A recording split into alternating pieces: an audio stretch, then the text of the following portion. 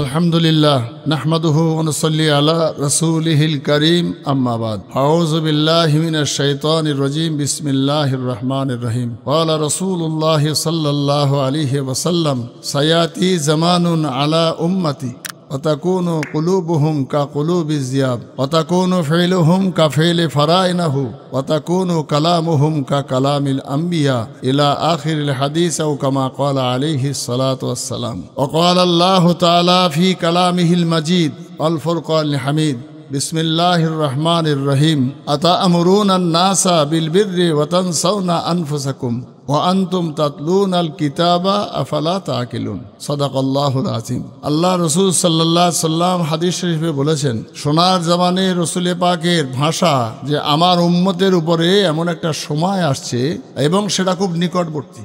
সেই সময় মানুষের কার্যকলাপ হবে হিংস্র পশুর ফেরাউনের মতো, আর অন্তর হবে তাদের হিংস্র পশুর ন্যায়, আর কথাবার্তা হবে আম্বিয়াদের মতো, নবী রসুল পীর ওলিদের মতো কথা বলবে। তো যারা এরকম সুন্দর কথা বলবে তাদের অন্তর হবে নেকড়ে বাঘের সমান, তাদের কার্যকলাপ হবে ফেরাউন, নমরুদ, কারুন, হামান এদের মতো। সেই রকম একটা যুগে হুজুর যখন ভবিষ্যৎবাণী করে গেছেন, মহান আল্লাহ কোরআনে বলেছেন, আতামুরুন আন-নাসা বিল বিররি ওয়া তানসাউনা আনফুসাকুম, তোমরা নিজেরা ভুলে আছো আর মানুষকে হুকুম করছো। আফালা তাকিলুন, তোমাদের কি জ্ঞানগম্য নেই? এই আয়াতে কারিমা দ্বারা বোঝা যায় যে আমি আলেম, আমি বক্তা, আমি একজন পীর সাহেব, আমি একজন পীরজাদা, আমি একজন ধর্মগুরু, মানুষ শ্রদ্ধা করে আমাকে উচ্চ আসনে বসায়, তার মানে এই নয় যে আমি ধৈর্যহারা হয়ে অশ্লীল ভাষায় কথাটা বলবো। আমি আমার নিজের ছেলে মেয়ে নাতি পোতা তাদেরকে কন্ট্রোল করতে পারছি না। কেন? না, এই মোবাইল এসে সমাজ ব্যবস্থাটাকে, মানুষের হৃদয়টাকে, মানুষের মস্তিষ্ক, মন মানসিকতাকে সম্পূর্ণ ওলটপালট করে দিয়েছে। আজকে প্রত্যেকটা বাড়ির বাচ্চারা মোবাইল ছাড়া ভাত খাবে না, খাবার খাবে না, কার্টুন দেখবে, খেলা করবে। তাহলে আমি আমার বাচ্চাদেরকে কন্ট্রোল করতে পারছি না।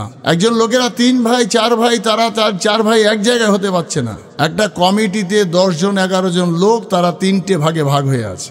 মেজরিটি পার্সেন্ট যে 5 জন 6 জন আছে তারাই আইনটা পাশ করায়, আরো 4-5 জন তারা সেটা মেনে না নিয়েও বাধ্য হয়ে মেনে নেয়। সে একেবারে কেন্দ্র থেকে নিয়ে গ্রাম, সংসার থেকে নিয়ে ক্লাব, মসজিদ থেকে নিয়ে মাদ্রাসা, সর্বস্তরী। সেই জন্যে এই ধর্মসভায় যে সমস্ত দোকানপাট বসে মেলায় পরিণত করে, নিঃসন্দেহে শরিয়াত এটা অনুমতি দেবে না। একমত আমিও তাদের সঙ্গে। যেটা তো একটা ব্যাধি, আর এই ব্যাধি আছে বলেই তো আপনি বক্তা, আপনাকে মাইকে উঠে কথাটা বলার সুযোগটা দিচ্ছেন আল্লাহ। এই আমার আলেম বান্দা যাও, ওখানেই মেলা বসেছে, ওরা নোংরামি করছে, ধর্মের সঙ্গে অধর্ম যোগ করছে, তাই ওদের বিরুদ্ধে তোমার বলতে হবে, সেটা মার্জিত ভাষায় বুঝিয়ে।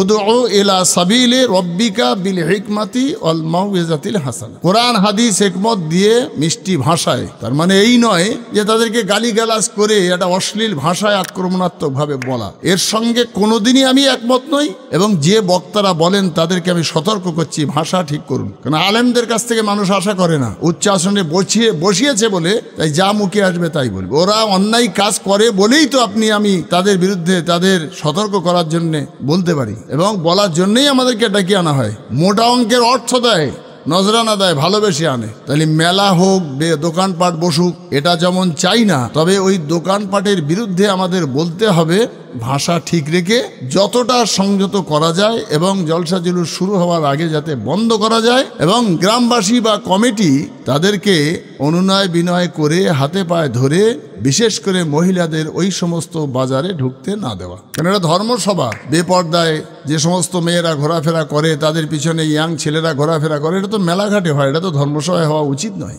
কমিটি ছেলেরা যদি জোর জবরদস্তি বলে, আক্রমণাত্মক ভাবে তার উপরে ঝাঁপিয়ে পড়ে, যায় এখান থেকে বেরিয়ে যাও, তাহলে ওরা আবার চাঁদা আনতে গেলে কিন্তু অপব্যাখ্যা হয়ে যাবে, ওরা চাঁদাও তুলতে পারবে না। আপনি হাদিস কোরআনের কথাটা সেই মজলিসে এসে বলতেও পারবেন না, ওই মজলিস কায়েমই হবে না।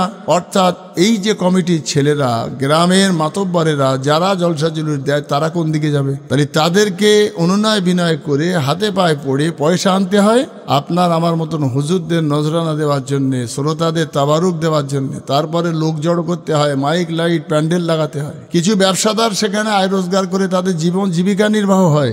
সেই জন্যে ওই নারীদের অবাধ চলাফেরা, ইয়াং ছেলে মেয়েদেরকে মেলার মতো বেপর্দায় চলাফেরা শরিয়াতে কঠোরতম হারাম, এটা চরম প্রথম অন্যায়।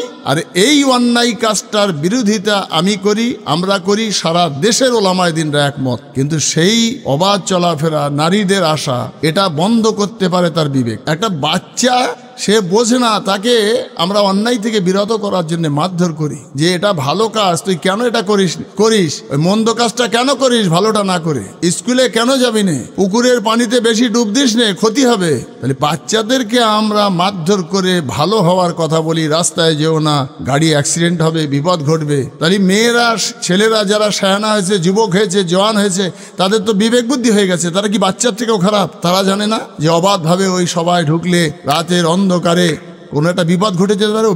বাইকে, 4 চাকার গাড়িতে অ্যাক্সিডেন্ট হয়ে মরে যাওয়া আর জ্যান্ত থেকে ওখানে নোংরামি করতে গিয়ে তাদের দুর্নাম বদনাম হওয়া, তার থেকেও তো খারাপ। তো রসুল আকরাম সাল্লাল্লাহু আলাইহি সাল্লাম তার জীবদ্দশায় তিনি যা তা সচক্ষে দেখেছেন, সাহাবায়ে কেরামগণেরা যে দেখেছেন, ওলামায়ে দ্বীন, বুজুর্গানে দ্বীনরা যা দেখেছেন, তাহলে তাদের কি করবে বলুন? তাদেরকে তো সব কতল করে দিতে হয়। সেই জন্যে আমরা যারা ওয়াইজিন, আমরা যারা বক্তা, আমাদেরকে ভাবা উচিত যে আমাদের যত রাগই হোক না কেন, রাগটাকে কন্ট্রোল করা, ধৈর্যশীল হওয়া এবং মহিলাদের অবাধ চলাফেরার বিরুদ্ধে কঠোরভাবে বলে কমিটি এবং গ্রামবাসীর কাছে অনুরোধ করে জলসা জুলুসটা যাতে সুষ্ঠুভাবে হয়, দোকানপাট সীমিত সময়ের ভিতরে বন্ধ করে দিয়ে জলসার কাজটা সুষ্ঠুভাবে যাতে চলে, সেই প্রসঙ্গে বলা। যেহেতু মহান আল্লাহ কোরআনুল কারীমে বলেছেন, ইন্নাল্লাহা মাআস সাবিরিন। আল্লাহ তাআলা কোনো জায়গায় কোরআনুল কারীম এরকম আয়াত পেশ করেননি যে আমি নামাজিদের সঙ্গে আছি, আমি জাকিরিনদের সঙ্গে আছি, আমি হাজিদের সঙ্গে আছি। সবার সঙ্গে আছেন, সর্বস্তরেই আছেন। নাহানু আকরাবু ইলাইহি মিন হাবলিল ওয়ারিদ। আল্লাহ সবার ঘাড়ের শিরার নিকটেই। কিন্তু তারপরেও বেশ গুরুত্ব দিলেন ধৈর্যশীলদের প্রসঙ্গে। মহান আল্লাহ বলছে, ওয়াস্তাঈনু বিস-সাবরি ওয়াস-সালাহ, তোমরা সাহায্য চাও আমার কাছে ধৈর্য সহকারে নামাজের মাধ্যমে। আমি আল্লাহ ধৈর্যশীলদের, ধৈর্যধারীদের সাথে, অর্থাৎ ধৈর্যধারীদের সাথে আলাদাভাবে গুরুত্ব দিয়ে বললেন আমি আল্লাহ তাদের সঙ্গে আছি। সেই জন্যে আমরা যারা ওলামায়ে দ্বীন, ওয়াইজিন, বক্তা, নবিয়ানা কাজ করি, আল্লাহর নবীর ওয়ারিস আমরা, আল্লাহ আমাদের সার্টিফিকেট দিয়েছেন, ইন্নামা ইয়াখশাল্লাহ মিন ইবাদিহিল উলামা। তাই এত বড় মর্যাদা দিয়ে দেশের মানুষ সম্মান দিয়ে উচ্চ আসনে বসিয়ে আমাদের কাছ থেকে দুটো দিনের কথা, ধর্মের কথা আলোচনা করব, আমরা শুনবে আশা নিয়ে আসে। তাই আমরা ওই সর্বস্তরের পরিস্থিতি, পরিবেশ বুঝে ভাষাটা ঠিক রেখে কথাটা যাতে বলি, যে বিড়ালের উপরে রাগ করে মেজে মাটিতে ভাত খাওয়া ঠিক হবে না। অর্থাৎ এমন কাজ করে না ফেলি যে একটা ধর্ম সবাটাই হয়তো সমাজ থেকে উঠে গেল, মানুষের কাছে ধর্মের কথাটা পৌঁছালো না। সেই বেদিনদের মতো, অইসলামিকদের মতো, যারা ইসলাম বহির্ভূত যত ধর্ম আছে, তাদের ধর্মগ্রহণ তো যেমন পাঠ না হওয়ায় সর্বস্তরের মানুষ তাদের ধর্মের বিধান জানে না, আমাদেরও ঠিক সেই দশা হবে যেটা হজরত ঈসা আলাইহিস সালাম থেকে নিয়ে আর নবী মুহাম্মদ সাল্লাল্লাহু আলাইহি সাল্লাম পর্যন্ত এই লম্বা 500-550 বছরের সময় আল্লাহ এবং আল্লাহ রসুলের কথাটা মানুষের কাছে পৌঁছে না দেওয়ার লোক থাকার জন্য, অর্থাৎ হজরত ঈসা আলাইহিস সালামের পরে আর কোনো নবী রসুল না আসায় এই 550 বছরে মানুষ গুমরা হয়ে গেল। তাই এই ধর্মসভার মাধ্যমে মানুষের কাছে আল্লাহর ভয় ভীতি, রসুলের ভালোবাসা, পীর অলিদের শ্রদ্ধা, মা বাপের সম্মান, হালাল হারামের প্রসঙ্গে ওলামায়ে দ্বীনরা যা বলেন, অধিকাংশ মানুষের কর্ণগোচর হয়, হয়তো নফসের তাড়নায়, লোভ লালসায়, শয়তানের ফেরেবে হয়তো কথাটা সব মানতে পারে না, কিন্তু কথাগুলো সব শোনে এবং মানুষ বোঝে। তাই মহান আল্লাহ আমাদের বক্তা, শ্রোতা, জলসা কমিটি, মসজিদ কমিটি, গ্রাম কমিটি সবাইকে ধৈর্যশীল হয়ে শরিয়াত বিরোধী কার্যকলাপ, বিশেষ করে নারীদের অবাধ চলাফেরাটাকে ধর্মসভা থেকে লুপ্ত করে দেওয়ার জন্য প্রচেষ্টায় থাকা উচিত এবং বন্ধ করা উচিত বলে আমি মনে করি। আল্লাহ যেন আমাদের সবার বলা এবং শোনার থেকে বেশি বেশি করে ধৈর্যশীল হয়ে সমাজ থেকে নারী মুক্ত একটা ধর্মসভা, দোকানপাটে ছেলেদের পাঠাবে মা, দোকানপাটে ভাই পাঠাবে, বোন পাঠাবে ভাইকে, দোকানপাট থেকে বাদাম চানাচুর আনবার জন্যে, জিলিপি আনার জন্যে, গজা আনার জন্যে, মিষ্টি আনার জন্যে, খেলনা আনার জন্যে বাপকে পাঠাবে মেয়ে, স্ত্রী পাঠাবে তার স্বামীকে। এরা সব সিং ভেঙে যদি পুরুষদের দলে মিশে যায়, তাতে পর্দার খেলাফ হলো, গোনায় কবিরা হলো এবং সেই সঙ্গে অঘটন ঘটে সারা জীবনের জন্য গায়ে কালি লেগে যেতে পারে। আল্লাহ তাআলা আমার মা বোনেদেরকে আল্লাহ অন্তত এই কথাটুকু বুঝে ওই অবাধভাবে মেলায় পরিণত না করে, তার জন্য আমি তাদের কাছে অনুরোধ রেখে আমার বক্তব্য আমি শেষ করছি। ওমা তৌফিক ইল্লা বিল্লাহ। আসসালামু আলাইকুম রহমতুল্লাহ।